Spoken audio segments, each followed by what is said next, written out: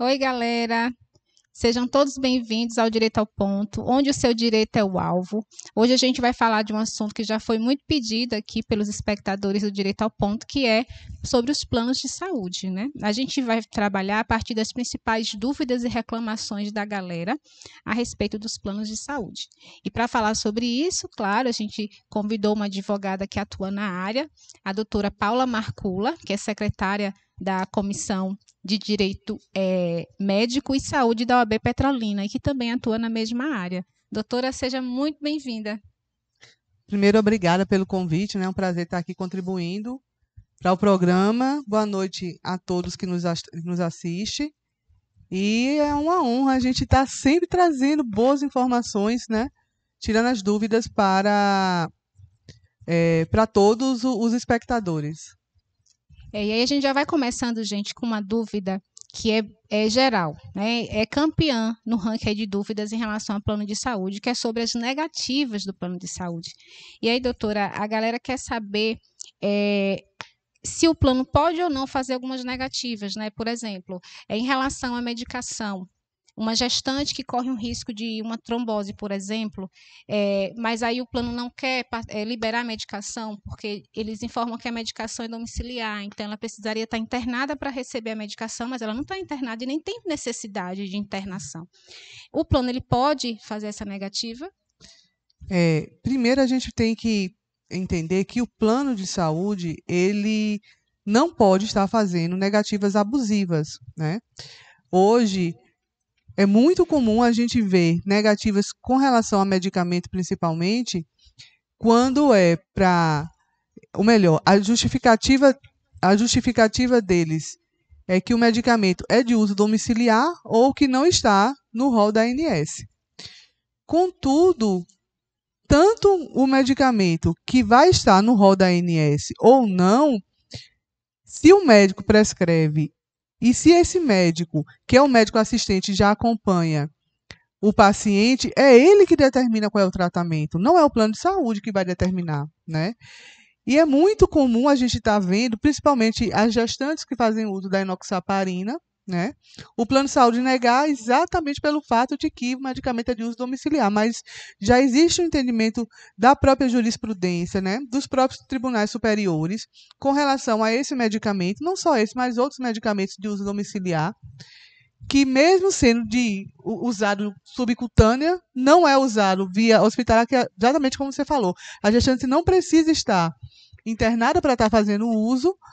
Então, se é negado, é uma negativa abusiva, sim, né? Então, o plano de saúde não pode estar negando. Outra coisa que acontece que é muito comum, eu vou chamar aqui de cota, né? Como se fosse uma quantidade que o plano, por exemplo, ele estipula para certos tipos de tratamento, mas ele não comunica isso ao paciente, inclusive isso não está no contrato. Por exemplo, Tisso, né, uma criança de 5 anos, de 3 anos, tem dificuldade no desenvolvimento da fala e vai precisar de fazer sessões com a fonoaudióloga. Fonoaudióloga, enganchou, mas é isso aí. Então, de repente a mãe chega com isso lá na clínica da médica para fazer o tratamento e é informada que o plano comunicou que já encerrou a cota de sessões. Isso procede? Isso é permitido? O plano pode fazer isso, doutora? É mais uma abusividade, né, dos planos de saúde que a gente constantemente tem visto no dia a dia. O que a gente observa? Sempre quem vai ter autonomia para o tratamento do paciente, ou vai ser o médico assistente, o médico especialista. Então, se é determinado que para a melhor evolução desse paciente, que sejam 10 sessões, serão 10 sessões, né? O plano não pode estar limitando o número de sessões, tá? A gente observa muito isso com relação a pacientes autistas, né? Que pacientes autistas demandam não só fono, como terapeuta ocupacional, então são vários outros profissionais que acompanham, e até então os planos queriam sempre estar limitando o número de sessões, né? Então, hoje a gente sabe que é abusivo a limitação. Sempre quem vai determinar o tratamento é o médico do próprio paciente. Em relação ao atraso, é uma outra dúvida que a galera tem. Existe um tempo limite para o plano de saúde suspender o atendimento ou até encerrar o contrato, né, rescindir o contrato? Durante esse tempo, por exemplo, se o paciente precisar de um atendimento urgente, emergente, ele pode ser atendido ou não? Bem, a gente está falando então da falta do pagamento, né? Atraso Isso. pela falta de pagamento. Hoje, o que é que a gente já tem na jurisprudência? Que o paciente que venha atrasar até 60 dias no período de um ano, ele pode sim ter o atendimento negado, como pode ter seu plano cancelado ou suspenso. Então, o que é que acontece? A gente tem que ter o cuidado, porque os 60 dias não são 60 dias corridos, é dentro de um ano. Então, o paciente pode ter atrasado 15 dias no mês, mais 15 dias no outro, mais 10 dias no outro. Então, no total, se faz 60 dias dentro de um ano, o plano de saúde pode negar sim. Então, vai estar dentro, né, da lei essa negativa, caso seja negado dentro do prazo de 60 dias, interruptos ou não, de Entendi. atraso de pagamento. Então, se fulano, né, ele atrasou o pagamento do plano no mês de janeiro 15 dias, aí no mês de março atrasou 20, no mês de junho atrasou mais 15, em setembro atrasou 20. Então, ao longo do ano, esses dias de atraso somados 60 dias, o plano já pode suspender o atendimento? Já pode suspender, agora sim. A gente tem que lembrar que o plano tem que mandar um comunicado antecipadamente para o cliente, informando da suspensão e pelo motivo. E explicando, né, as razões. Porque o que é que acontece? As pessoas até então achavam também que seriam 60 dias contínuos. E não são 60 dias contínuos, são 60 dias dentro do prazo de 12 meses. Então, ele tem que mandar uma carta informando que vai ser suspenso, pede até, por sinal, que seja feito o pagamento, né? Para que não tenha o plano cancelado ou suspenso. Dá um prazo, né? Dá um prazo, mas o prazo de pagamento, dentro desse prazo de 60 dias, aí sim ele pode suspender. Porque se suspender sem comunicado nenhum, também é uma suspensão abusiva. E ele pode, no caso, o paciente, né, o associado, ele pode sofrer uma nova carência em razão dessa inadimplência? Por conta da inadimplência, não. Mas caso ele venha a ter um plano cancelado e tiver que fazer um novo plano, pode sim estar tendo que esperar, né, os prazos de carência. Mas por conta de atraso de pagamento, não. Não pode ter nenhuma penalidade por conta disso. Até porque o plano, quando há atraso, ele já cobra juros, já cobra multa. Então, não há necessidade de estar tendo uma suspensão. Porque com relação a pagamento, ele já vai ter os juros e a multa para compensar esse atraso, né? Então não teria mais uma penalidade. Entendi. No caso de transferência, doutora, vamos dizer que Beltrano, ele contratou um plano de saúde, mas ele não está gostando, então ele, né, rescinde o contrato e ele quer fazer um outro plano. Nessa mudança de plano, ele vai sofrer nova carência no plano? Depende.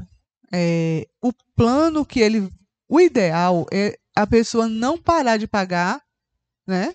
Para depois fazer outro plano. É migrar ainda com um plano vigente, porque geralmente um plano compra a carência do outro. Então é bom não parar de pagar. Se por qualquer motivo que seja, a pessoa quer mudar de plano, ou sair um que seja coparticipação, ir para um outro nacional que seja, não deixar de pagar e tentar fazer essa mudança ainda com o pagamento em dia, para não acontecer de ter que recomeçar a contagem, né, de toda a carência. Mas hoje os planos eles costumam estar comprando carência, né, de outro plano. Entendi. Doutora, tem algum tipo de atendimento que o plano pode negar? Dizer assim, esse atendimento eu não faço, esse procedimento eu não faço, esse tipo de doença, por exemplo, a doença infecto-contagiosa, nós não atendemos. O plano de saúde ele pode fazer isso? De forma nenhuma, né? Até porque a gente não escolhe do que vai adoecer, né? A gente não tem como prever. Quando a gente contrata um plano, a gente está agindo de boa fé.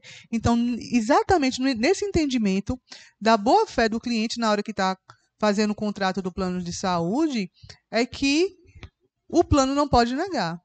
A não ser o quê? Dentro do prazo de carência de cada procedimento, né?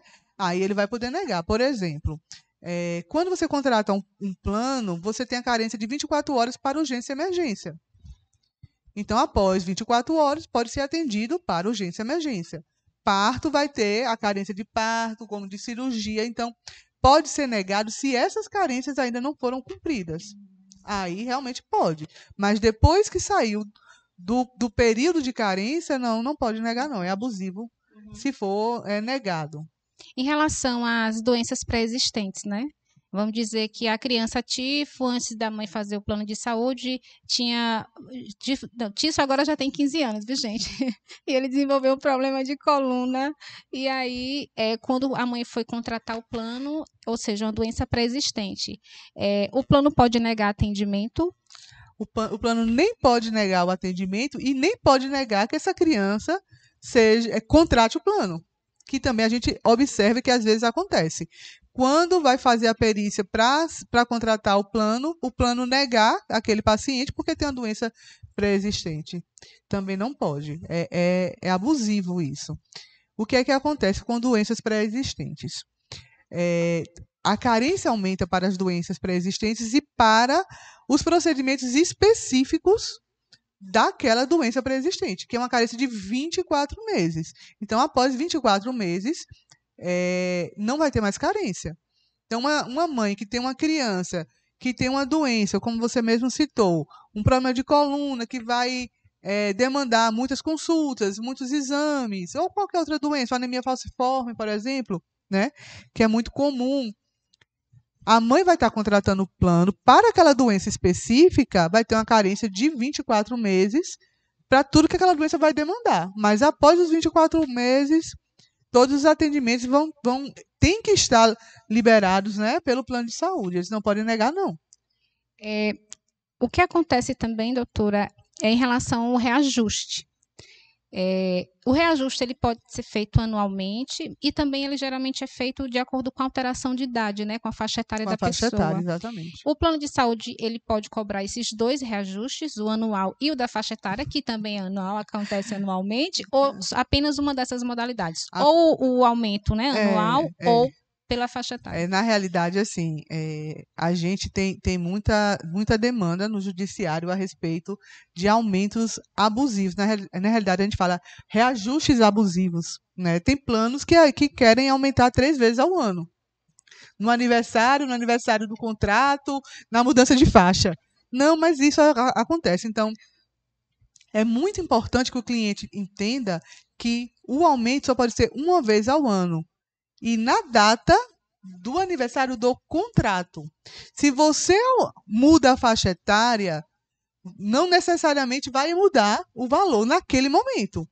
Quando você muda de faixa etária, lembrando que as faixas etárias vai estar lá no seu contrato, dizendo quando é que vai aumentar. Então, você sabe que, por exemplo, saiu dos 17 anos para os 18, que geralmente é uma faixa etária que muda.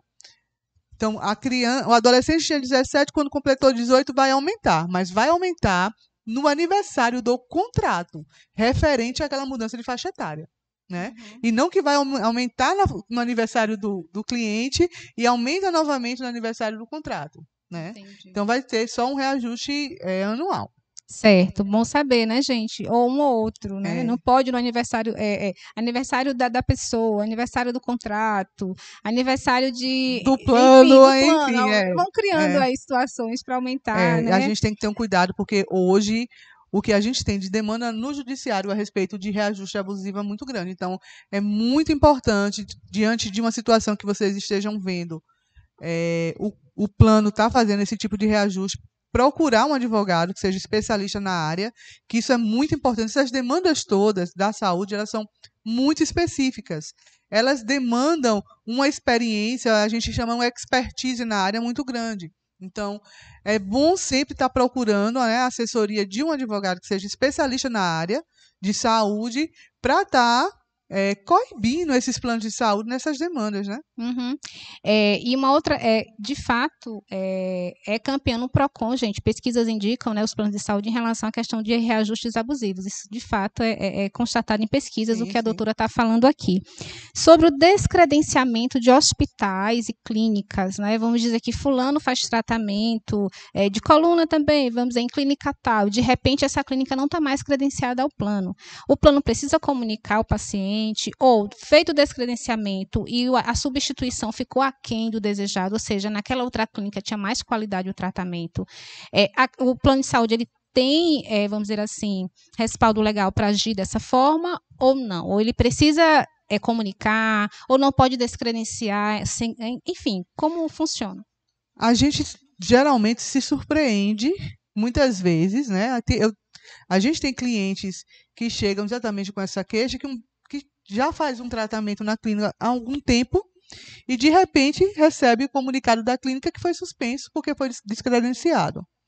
Então, assim, o plano ele pode vir a descredenciar, mas tem que ofertar um serviço exatamente igual para o cliente. Lembrando que esse descredenciamento, já que ele está em tratamento, tem que ser informado pelo menos com 30 dias de antecedência, tá?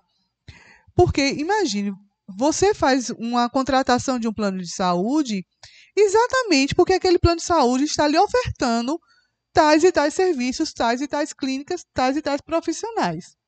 Então, você, na hora da contratação, você fez a contratação esperando aquele serviço. Então, ele não pode simplesmente descredenciar e não estar lhe dando um outro serviço, né, no mesmo nível de qualidade. E assim, e lembrando que quando a gente fala de qualidade, não é só com aspectos estéticos, né? Um hospital grande para outro hospital grande, mas do próprio serviço. Um serviço na mesma proporção de qualidade do serviço, né? Em relação à localização geográfica também. Também, isso é muito importante, porque se você contratou um plano exatamente pelo mesmo motivo que eu falei, porque ele é próximo da sua casa, a clínica que você vai estar fazendo um procedimento. E é um procedimento que faz constantemente, né? E de repente descredencia e vai lhe dar uma outra clínica muito distante.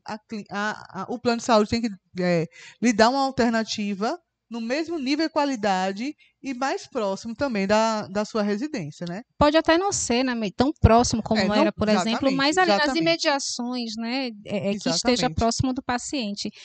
Doutor, em relação... O que não pode, na realidade, é inviabilizar o atendimento, né? Transformar aquele atendimento de uma maneira tão dificultada para o paciente, que seja de localização, né? Ou então do próprio serviço, diferente do que ele estava habituado. Então, o plano não pode estar fazendo isso. Seria uma abusividade do plano. Uhum. Outra situação que chegou até o direito ao ponto é em relação aos dias de internação do paciente. Que há contratos, gente, de planos de saúde que limita os dias em que o paciente pode ficar internado. Agora vejam, né? Fulano teve um trico-treco aí na coluna brabo, né? As dores estão generalizadas, ele vai precisar ficar uns dias lá no hospital, porque em casa não dá, né? E aí? Um paciente oncológico, por exemplo, e aí? Um paciente que sofreu um acidente e precisou de uma UTI, depois vai para o leito, enfim, é abusivo, né? Se existir algum contrato com uma cláusula que limita os dias de internação, essa cláusula, com certeza, ela é nula por direito. Ela, além de ser abusiva, ela é nula, né? Porque não dá para saber quantos dias a pessoa vai fazer, vamos supor, vai fazer uma cirurgia e tem uma complicação. E, de repente, vai precisar passar muito mais dias do que esperado. Quem vai dizer quantos dias o paciente vai estar internado ou não é o médico, nunca vai ser o plano de saúde. Então, se existir alguma cláusula no contrato de vocês, não se preocupe, porque essa cláusula ela é nula por direito. Então, se o plano de saúde cobrar também, que às vezes acontece, né? Do plano de saúde falar, quando você sai na alta, está lá uma conta do plano de saúde dizendo que tem que pagar um presente. A cláusula desse contrato é nula por direito e pode contratar um advogado para estar resolvendo essa questão, porque eles não podem, de forma nenhuma, estar determinando o número de dias, né, que o paciente vai estar internado. No caso de próteses, doutora, o plano cobre próteses, ou isso é só uma questão de contrato do paciente, ou só pode cobrir, ou só costuma cobrir se ele estiver internado? Com relação a órteses e próteses, é com relação ao procedimento cirúrgico. Então, tudo que está demandado da cirurgia, que seja um material especial, um material importado. Na verdade, a gente trabalha com muito material importado, fios importados, órteses e próteses. Então, tudo que é necessário para aquele procedimento cirúrgico não pode ser negado, né? Geralmente, os procedimentos de alta complexidade caros, alguns planos de saúde travam um pouco. Transplante, por exemplo, né, é um procedimento de alta onerosidade, vamos dizer assim. O plano pode exigir do paciente uma participação nos valores? De forma nenhuma, né? Não só como transplante, como eu falei, né? Isso. Nos procedimentos de órteses e próteses. É um procedimento cirúrgico. Procedimento cirúrgico tem que ser coberto pelo plano na sua totalidade, né? Ele não pode determinar quais materiais vão ser cobertos ou não. Como sempre, quem que determina o tratamento é o profissional médico. A gente já está finalizando direito ao ponto. Eu acabei de esquecer, acabei esquecendo de fazer o pedido clássico, gente. Vai curtindo, comenta que a doutora vai responder para vocês, compartilha essa informação. Muita gente está passando batido aí, está tendo o seu direito violado por um plano de saúde e não sabe. E também se inscreve no canal. Para a gente finalizar, doutora, uma última pergunta. A rescisão de contrato unilateral, ou seja, apenas de uma das partes, ela é permitida? Então, às vezes a gente ouve nos noticiários que um plano de saúde, né, encerrou suas atividades. O que é que acontece? O plano não pode simplesmente deixar seus clientes a ver navios, né? Então, se um plano de saúde pretende fechar o plano, ele precisa direcionar aqueles clientes para um outro plano, ou então, como já aconteceu judicialmente, ele é impedido de encerrar suas atividades. Então, ele vai ter que continuar e dar assistência, porque na hora que você contrata o plano, é como uma poupança que você faz. Você paga ali todo mês, para na hora que você precisar, você ter toda a assistência. Agora, imagine, na hora que você precisa, o plano simplesmente resolve, né, cancelar todo o serviço de uma hora para outra e deixar os pacientes a ver navios. Então, eles não podem, não. Eles podem estar transferindo para um outro plano, né? Geralmente um plano maior costuma comprar um plano menor, mas eles não podem simplesmente encerrar um contrato unilateral, a não ser que, como eu já disse anteriormente, que o cliente, né, deixe de pagar por mais de 60 dias, ele pode cancelar o contrato, sim. Doutora, eu lembrei aqui de um pedido de uma colega, né, de fazer uma pergunta. Ela é servidora do Estado da Bahia e ela tem um plano, né, que é fornecido, é uma opção, né, o servidor não é obrigado a aderir, mas ela aderiu. É um plano, inclusive, bastante conhecido, mas aqui em Juazeiro é um pouquinho complicado, né? Tem poucas clínicas credenciadas e as clínicas que são credenciadas funcionam assim. Você só consegue agendar atendimento médico por esse plano, gente, na primeira sexta-feira do mês, de 8 a meio-dia. Então, a pessoa tem que chegar lá às 3 da manhã, acampar na porta da clínica, porque já aconteceu, ela informou para mim, de chegar lá, por exemplo, por volta das 10 e não tem mais vaga. Essa é uma questão que o plano tem que resolver, por exemplo, para dar atendimento, né, satisfatório aos clientes, né, do interior, ou não? Ou o plano não deve estar se preocupando com isso? Esse plano específico é um plano de autogestão, então ele está fora, né, do rol da ANS, ou melhor, ele está fora da lei, né, dos planos de saúde, porque a lei da ANS, que a ANS regulamenta os planos, são para os planos de saúde que seja pessoa jurídica e que seja privado. Aí, no caso, é um plano de autogestão, que é vinculado a um órgão, ao Estado. Então, eles têm algumas prerrogativas, mas independente de que forma eles irão estar disponibilizando serviços, né, Nos planos de autogestão existem algumas diferenças. É óbvio que se quem contrata um plano quer um serviço, e eles não podem estar dificultando, nem limitando. Agora, o que é que acontece muitas vezes nesses planos? Não tem interesse dos próprios médicos, das próprias clínicas de estar, porque o valor é bem mais baixo, né? Então, eles às vezes têm essa dificuldade. Mas o plano precisa realmente, se tem um funcionário que aderiu a esse plano, que paga esse plano e está precisando do serviço, o plano tem que dar uma alternativa sim. Ótimo. Pronto, amiga. Agora você já sabe como proceder, né? Procurar os seus direitos, né? Se você sentir que eles estão sendo violados. A explicação você já recebeu aqui. Gente, vamos ficando por aqui. E aí, eu quero agradecer a doutora pela participação. Trouxe informações, gente, ouro, informações valiosíssimas, né? Informação é arma, viu, gente? Arma de defesa. Fiquem ligados. Obrigada, doutora. Eu aqui agradeço, assim, o que a gente observa hoje, que muitos pacientes, né, na verdade, a população de maneira geral, deixa de correr atrás do que é de direito pela falta de conhecimento. Então, sempre busquem o conhecimento, busquem se informar. Eu tenho nas minhas redes sociais, eu gosto sempre de estar colocando também, né, algumas informações a respeito desses direitos, dessas cláusulas abusivas, das negativas, para que as pessoas entendam que os planos de saúde não podem tudo, né? Então, a informação é muito importante. Então, eu acho que o canal está trazendo a informação para que as pessoas busquem o seu direito, né, e parem de estar sendo vítimas, né, da abusividade dos planos de saúde. Qual o seu Instagram, doutora? paulamarcula.adv. Então, vocês, qualquer dúvida, podem estar mandando uma pergunta lá. Eu costumo estar respondendo, sempre aparecem, né, algumas dúvidas. E sempre eu gosto de estar colocando informações, né, a respeito do direito médico da saúde, principalmente, tá bom? Obrigada Eu mais que uma vez, agradeço. doutora. Gente, fiquem com Deus e até o próximo Direito ao Ponto. Eu tenho uma boa notícia para dar a vocês. É com ela de novo, viu? Fica ligada. O tema vai ser Até já. erro médico. Até já, né, doutora? Até já, até já.